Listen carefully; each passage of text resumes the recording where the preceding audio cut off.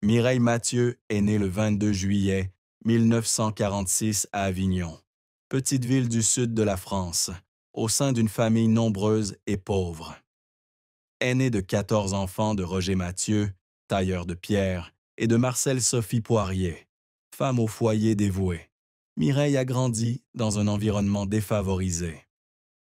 La famille vivait dans une maison exiguë, où les repas se résumaient souvent à du pain sec et à une soupe trop liquide. Dans les années qui ont suivi la Seconde Guerre mondiale, alors que la France se remettait encore de la guerre, la famille Mathieu a connu des difficultés financières constantes. Mireille, l'aînée, a rapidement dû assumer la responsabilité d'aider sa mère à s'occuper de ses cadets, du changement des couches à la cuisine et au ménage. L'une des plus grandes souffrances de Mireille était la pauvreté et la pression de sa famille nombreuse. Elle a un jour confié qu'il y avait des nuits où elle ne parvenait pas à dormir, non pas à cause de la faim, mais à cause de l'inquiétude pour l'avenir de ses frères et sœurs. Son père, Roger, bien qu'un père de famille aimant, était souvent stressé par la pression financière et les disputes entre lui et sa mère ont laissé des séquelles psychologiques chez Mireille. Elle a un jour confié que les pleurs de ses frères et sœurs, lors des nuits froides d'Avignon, l'avaient hantée pendant de nombreuses années. Une autre grande douleur fut la perte de sa mère, Marcel Sophie, en 1989. Marcel était non seulement la mère de Mireille, mais aussi sa plus grande inspiration. Elle parlait souvent de sa mère comme d'une femme forte, qui trouvait toujours le moyen d'apporter de la joie à la famille, même dans les circonstances les plus difficiles. Lorsque sa mère est décédée d'une crise cardiaque, Mireille a sombré dans un profond deuil. « Ma mère était le feu de mon cœur », a-t-elle déclaré dans une interview à Paris Match. Lorsqu'elle est partie, j'ai eu l'impression qu'une partie de moi me manquait. Cette perte a laissé Mireille un sentiment de vide, et elle a essayé de faire face en se consacrant à la musique, y voyant un moyen de garder sa mère vivante dans son cœur. Une autre douleur, bien que moins médiatisée, fut le fait que Mireille ne se soit jamais mariée et n'ait jamais eu d'enfant. Malgré sa présence scénique forte et rayonnante, Mireille avouait que la solitude faisait inévitablement partie de sa vie. Dans une rare interview accordée à France Dimanche, elle confiait « J'ai choisi la musique comme partenaire, mais parfois je me demande si je ne passe pas à côté de quelque chose d'important. » Son choix de rester célibataire, bien que volontaire, lui a donné une liberté artistique, mais lui a aussi laissé des moments de solitude qu'elle partageait uniquement avec ses proches. La vie de Mireille a également été marquée par la pression de la célébrité. Star internationale, elle a dû faire face à d'énormes attentes de la part du public et des médias. Elle s'est parfois sentie prisonnière de l'image de la deuxième Édith Piaf, un titre dont elle était à la fois fière et qui la mettait sous pression. Les critiques concernant son manque d'innovation musicale, ainsi que les rumeurs sur sa vie privée, l'ont plongée dans un profond doute. Malgré son apparence forte, Mireille a admis qu'il y avait des nuits où elle pleurait seule dans sa chambre d'hôtel, se demandant si elle était vraiment digne de l'amour du public. Mireille Mathieu fait ses débuts dans le monde de la musique en 1965, en participant à Télédimanche. Avec sa voix claire et puissante, elle fait forte impression et est rapidement engagée par le célèbre manager Johnny Stark. Son premier grand succès survient en 1966 avec la chanson « Mon Credo », vendue à plus de 1,7 million d'exemplaires dans le monde. Cette chanson propulse Mireille sur la scène internationale et marque le début d'une carrière qui s'étend sur plus de 5 décennies. Des albums comme Made in France, 1967, et Mireille, Mireille, 1968, confortent son statut avec des chansons comme La dernière waltz et Quand fera-t-il jour camarade. qui deviennent des tubes indémodables. Dans les années 1970 et 1980, Mireille devient l'une des artistes françaises les plus appréciées, non seulement dans son pays natal, mais aussi dans des pays comme l'Allemagne, la Russie, le Japon et les États-Unis. Elle se produit dans des salles prestigieuses comme l'Olympia de Paris et le Carnegie Hall de New York, attirant régulièrement des milliers de spectateurs. Des chansons comme La Paloma à Dieu, Une femme amoureuse et Santa Maria de la Mer mettent non seulement en valeur sa voix unique, mais véhiculent également l'esprit romantique et humaniste de la France.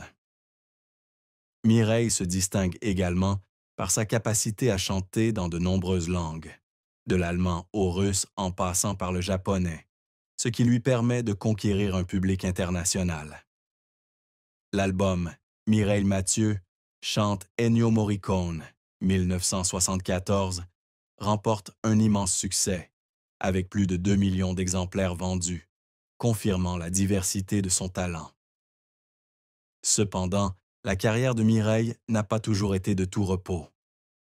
À ses débuts, elle a connu des revers, comme lorsque son album Les bicyclettes de Belsize, 1969, n'a pas atteint les ventes escomptées. Elle a également été critiquée pour son style musical trop traditionnel, manquant d'innovation par rapport à des artistes plus jeunes comme France Gall ou Sylvie Vartan.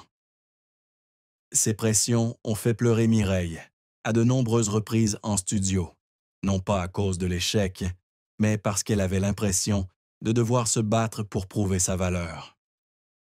Elle a un jour confié qu'il y avait des jours où elle avait l'impression de chanter pour sauver son âme, surtout face aux critiques acerbes. L'un des efforts qui ont fait pleurer Mireille a eu lieu lors de la préparation d'un concert en Union soviétique en 1986. À cette époque, elle souhaitait faire découvrir la musique française au public russe, dans un contexte de guerre froide encore tendu. La préparation a duré des mois, avec des répétitions rigoureuses et la pression de devoir apprendre à chanter en russe. Suite au succès retentissant de son spectacle, applaudi par des milliers de spectateurs, Mireille a pleuré sur scène, non seulement de joie, mais aussi du sentiment d'avoir surmonté un défi impossible. Elle a dit un jour « Je ne chante pas pour la gloire, je chante pour créer du lien ». Mireille a également joué, quoique peu, dans de petits rôles dans des films comme La merveilleuse visite, 774. Bien qu'elle n'ait pas connu un grand succès au cinéma, elle était appréciée pour sa sincérité et son énergie. La carrière de Mireille témoigne de sa persévérance et de sa passion, mais aussi d'un parcours semé de larmes, confrontée à la pression de la célébrité et aux attentes constantes du public. Mireille Mathieu est l'une des rares artistes à avoir choisi de rester célibataire toute sa vie, ce qui est devenu un sujet de curiosité dans les médias. Dans de nombreuses interviews, elle a toujours affirmé être mariée à la musique et ne pas ressentir le besoin d'un partenaire pour compléter sa vie. Cependant, Mireille a révélé avoir eu des relations profondes par le passé, sans toutefois les identifier publiquement. Dans une interview accordée à Gala en 2010, elle déclarait « J'ai aimé et j'ai souffert. Mais je choisis de garder ces histoires pour moi, car elles sont trop sacrées pour être partagées. » Elle a admis avoir parfois envisagé le mariage, mais avoir finalement toujours privilégié sa carrière et sa grande famille, 13 frères et sœurs et ses parents. Bien que célibataire, Mireille a révélé l'histoire bouleversante d'un ami proche, qu'elle considère comme son partenaire spirituel.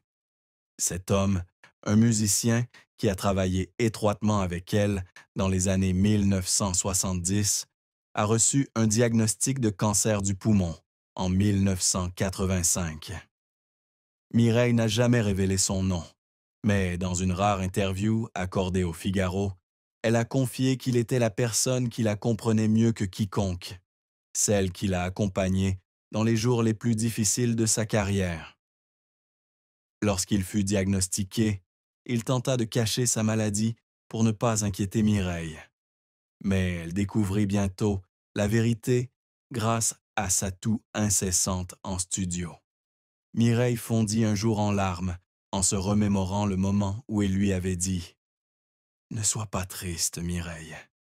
J'ai vécu une vie remplie de musique, et tu es ma plus belle chanson. » Il mourut en 1987, laissant en Mireille un vide incommensurable. Elle raconta un jour qu'à chaque fois qu'elle chantait la Paloma à Dieu, elle pensait à lui, comme pour le garder vivant dans son cœur. La perte de sa meilleure amie n'était pas seulement une perte personnelle. Elle rappelait aussi la fragilité de la vie. Mireille a consacré de nombreuses années à soutenir des associations de recherche contre le cancer, participant à des concerts caritatifs pour récolter des fonds pour les patients. Malgré une apparence toujours forte, elle avouait qu'il y avait des nuits où elle pleurait seule, non seulement à cause de la perte, mais aussi à cause du sentiment d'impuissance face à l'impuissance qu'elle ressentait face à l'être aimé. Mireille Mathieu ne s'est jamais mariée, ce qui a marqué son histoire. Au lieu de chercher un partenaire, elle a choisi de se consacrer entièrement à la musique et à sa grande famille. Dans de nombreuses interviews, Mireille a déclaré ne pas regretter ce choix, mais elle a également admis avoir parfois envisagé de fonder sa propre famille. Dans une interview accordée à France Dimanche en 2005, elle a déclaré « Je rêvais d'un foyer, d'enfants qui couraient partout. Mais j'ai ensuite réalisé que la musique était ma famille et que le public était mes enfants spirituels. » Bien que jamais mariée, Mireille a eu plusieurs relations sérieuses, mais elle en a gardé le secret. Elle a confié que les hommes de sa vie étaient tous spéciaux, mais qu'aucun n'a réussi à la convaincre de renoncer à la liberté qu'elle trouvait dans la musique. L'une de ces relations, selon certaines rumeurs, concernait un homme d'affaires français dans les années 1980 qui, selon ses proches, l'aurait demandé en mariage, mais elle a refusé, refusant de se laisser enfermer par le mariage. « Je ne veux partager mon cœur avec personne d'autre que la musique », a-t-elle déclaré un jour. Cependant, elle a également admis que cette décision la plongeait parfois dans un sentiment de solitude, surtout lorsqu'elle voyait ses jeunes frères et sœurs fonder leur propre famille. Des proches de Mireille, comme son manager Johnny Stark, ont déclaré qu'elle était une personne très romantique, mais aussi très indépendante. Stark a confié au Monde « Mireille aime intensément, mais elle ne veut pas être possédée par qui que ce soit. C'est une femme libre, et c'est sa plus grande force. » Les relations de Mireille, bien qu'elle n'ait pas abouti au mariage, ont profondément marqué sa musique. Nombre de ses chansons, comme Une femme amoureuse, seraient inspirées par des émotions réelles. Un aspect que Mireille partage rarement est la solitude à laquelle elle fait face lorsqu'elle choisit de rester célibataire. Il y a des soirs où je suis sur scène, à regarder des milliers de personnes, mais quand je rentre à l'hôtel, je suis seule. C'est le prix de la liberté, a-t-elle déclaré dans une interview accordée à Téléstar en 2015.